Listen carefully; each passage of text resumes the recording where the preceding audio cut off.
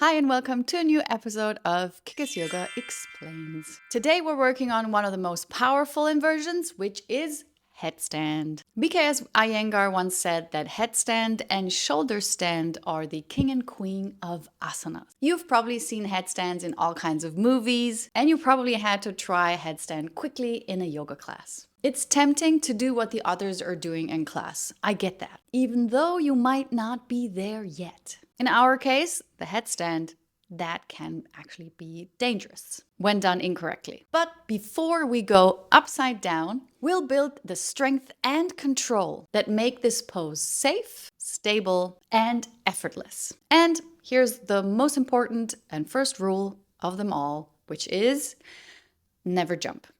Just don't. I know it's tempting, but it's cheating. Cheating your way through one of the most necessary steps, which is learning how to move and connect from your core, which is also known as compression strength. The moment you learn how to round the back when floating up, it will become so easy and so beautiful to watch. So, don't be lazy by flinging your legs up. Instead, challenge yourself to learn to float. We'll start with some Dolphin to half headstand push-ups to wake up your shoulders, serratus, and deep core. Then we'll move into a half tuck headstand, learning how to stack your hips over your shoulders without collapsing. And from there, we'll slowly rise into a full headstand with balance, breath, and control. Take your time and listen to your body. And let this be a calm exploration of strength, alignment, and confidence.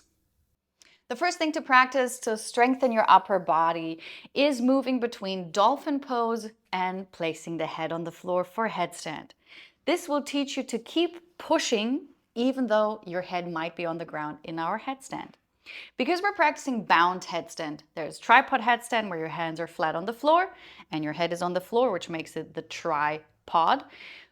In our case, we're practicing bound headstand, which means you're interlocking your fingers, pulling the last little finger in to the fist so you have two clean edges to press down on. Like this. So place your forearms down, push back into a dolphin with legs straight or knees bent, that's okay. And then move between pushing back and slowly, gently placing the head down. Lift and place down. Lift and down. And in our headstand, even though the head is on the floor, we want to keep pushing our forearms down so that eventually we can lift off. Then you can start to explore and get comfortable in half headstand. Half headstand means the crown of your head is on the floor as well as your forearms and your feet stay on the floor. We're not lifting off yet. When doing your half headstand, again, for the base, for a bound headstand, little pinky finger in, forearms down, crown of the head between your forearms. Don't place your arms out too wide. Keep them relatively close so that just your head fits between. Lift your knees up. Walk your feet as close as you can. Avoid arching the back. Keep rounding the back and pushing up even though the head is on the floor. Let me show you from this angle. What mostly collapses is this happens and then there's no way you can lift up.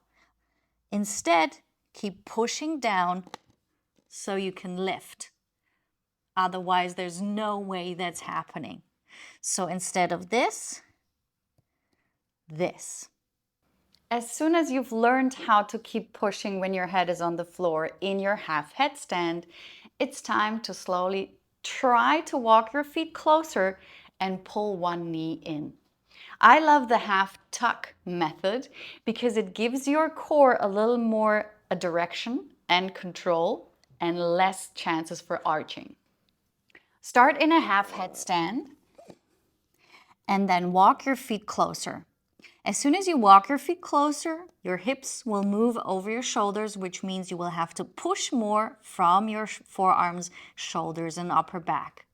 If you don't, you will collapse and your feet will feel heavy. My voice is gone.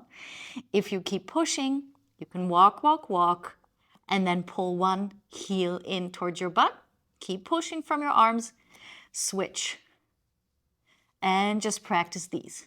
Pull. Don't think up yet. Pull. Rather think you want to become a small ball. As soon as you're comfortable being this small ball of strength, you keep pushing, your neck stays long, you could still talk, then you can start to come on the tiptoes of the other foot to start to actually be in a half tuck headstand, which looks like this. Half headstand, walk, half tuck, tiptoes, lift, drop, switch, shift weight, there's no jumping involved, lift. One more.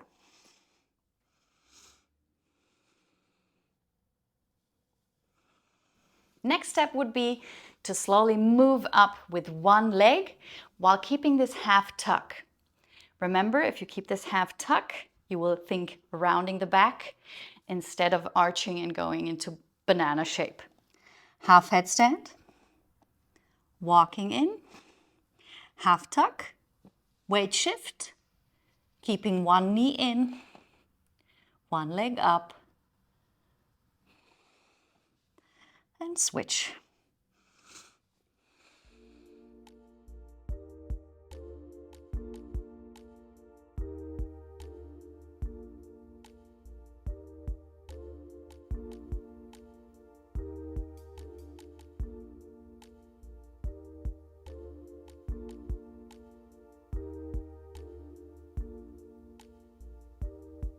Practice these and you'll float in no time. I don't know how long this no time period will be for you because it depends on each individual, but you'll get there. I believe in you. If you'd like to learn more, make sure to follow, check out my app and Instagram.